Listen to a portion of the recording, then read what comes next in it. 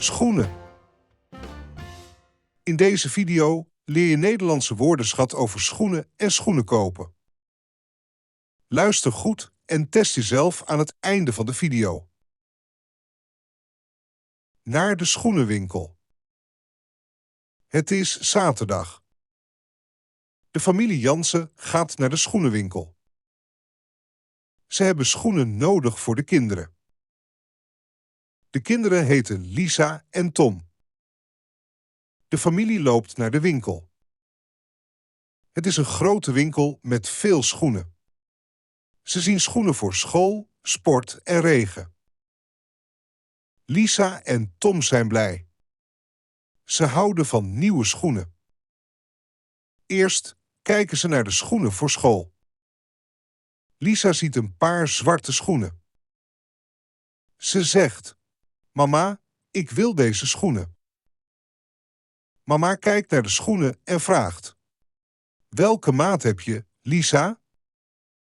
Lisa antwoordt: "Ik heb maat 34." Mama vraagt aan de verkoper: "Heeft u deze schoenen in maat 34?" De verkoper kijkt en zegt: "Ja, hier zijn ze." Lisa paast de schoenen. Ze passen goed. Lisa is blij. Tom kijkt naar de sportschoenen. Hij ziet een paar blauwe sportschoenen. Hij zegt: "Papa, ik wil deze schoenen." Papa kijkt naar de schoenen en vraagt: "Welke maat heb je, Tom?" Tom antwoordt: "Ik heb maat 36." Papa vraagt aan de verkoper: "Heeft u deze schoenen in maat 36?" De verkoper kijkt en zegt: "Ja, hier zijn ze." Tom paast de schoenen. Ze passen goed. Tom is blij. Nu kijken ze naar de regelaarzen. Het regent vaak in Nederland. Lisa ziet een paar roze regelaarzen.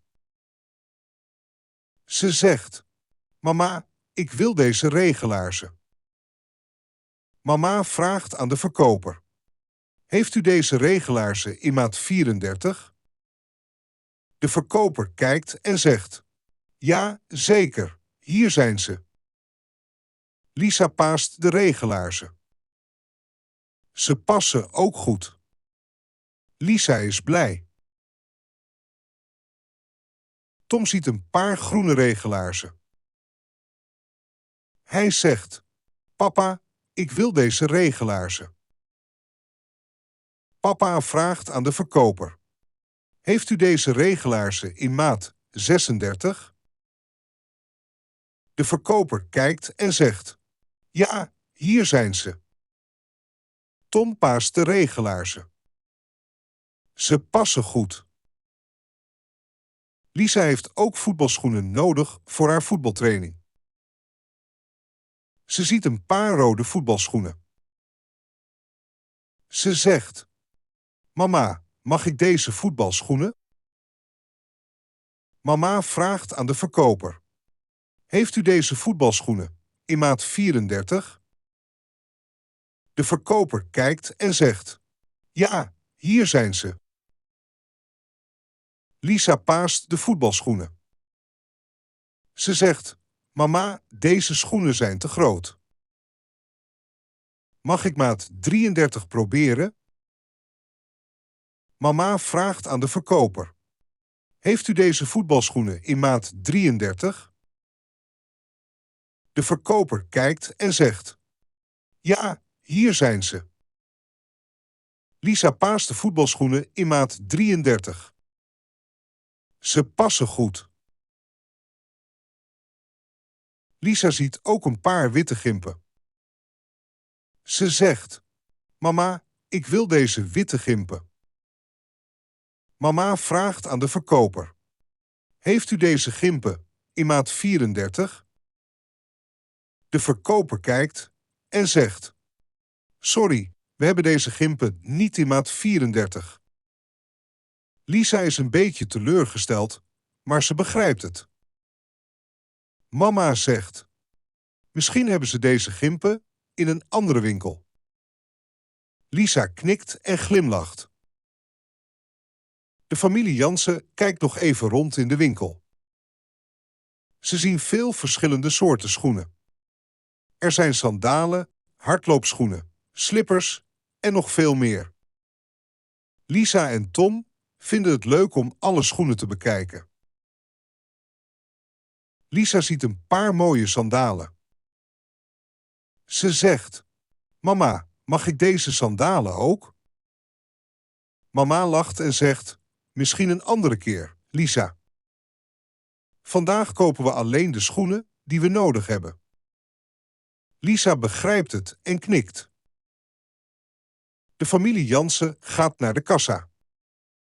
Ze betalen voor de schoenen. De verkoper pakt de schoenen in 2 tassen. Mama en papa bedanken de verkoper. Lisa en Tom dragen hun nieuwe schoenen. Ze zijn heel blij. Op de weg naar huis praten ze over hun nieuwe schoenen. Lisa zegt: "Ik kan niet wachten om mijn nieuwe schoenen op school te dragen." Tom zegt: "Ik ben blij met mijn nieuwe sportschoenen. Ik kan nu beter rennen." Mama en papa lachen. Ze zijn blij dat de kinderen gelukkig zijn. Thuis laten Lisa en Tom hun nieuwe schoenen aan opa en oma zien. Opa en oma vinden de schoenen mooi. Ze zeggen: "Jullie hebben goede keuzes gemaakt." Lisa en Tom glimlachen. Ze zijn trots op hun nieuwe schoenen. Nu is het tijd voor de makkelijke test. Pak pen en papier. 3, 2, 1. Laten we gaan.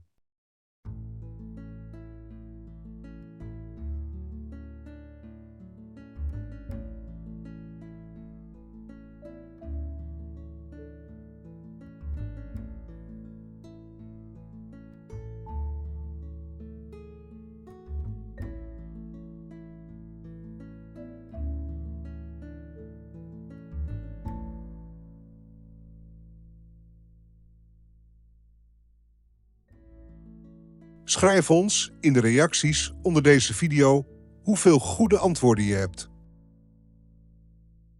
Dank je wel en tot ziens.